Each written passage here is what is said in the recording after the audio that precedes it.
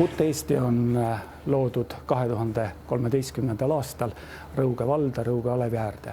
Meie toode on aiamajad, puitmajad, vagunid, grillkojad. Me valmistame neid puu valmis, me ei viimistle neid, teeme kilpidest ja klientidel on võimalik see ise kokku panna nagu Lego. Aastal 2017 hakkas meie müügimaht järjest tõusma ja turg nõudis oma osa ja me arenesime järjest suuremaks ja 2018. aastal oli juba ettevõttel 12 töötajat.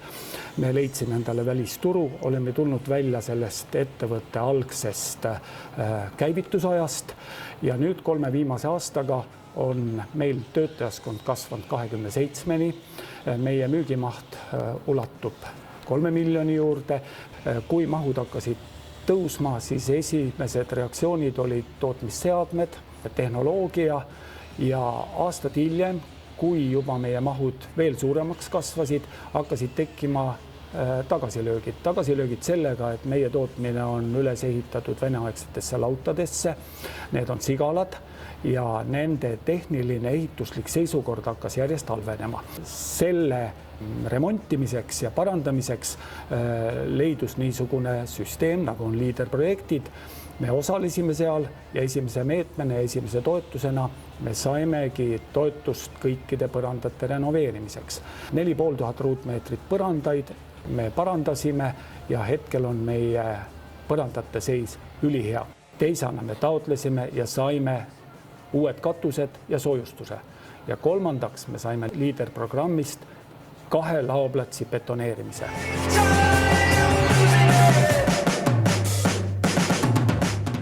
Ruumipuudus tekkis ka eelmine aasta. Selle aasta kevadel me võtsime vastu otsuse, et me renoveerime veel 1 hoone. Selle me tegime oma vahenditega.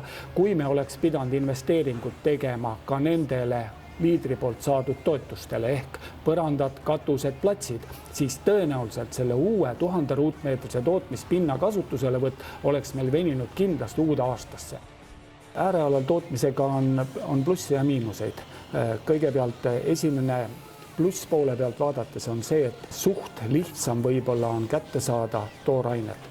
Negatiivsem pool on see, et see tööjõukriis on jõudnud juba ammu, aga järjest süvenevalt ka Eesti lõunapoolsetesse piirkondadesse.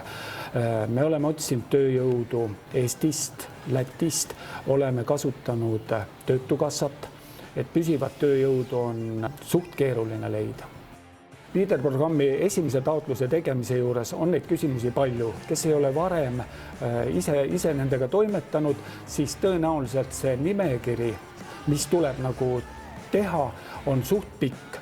Aga positiivne on see, et LEADER-programmiga seonduvad inimesed on alati aitanud kõikide nende teemade lahendamise juures. Ükskõik, mis küsimusi nagu tekib.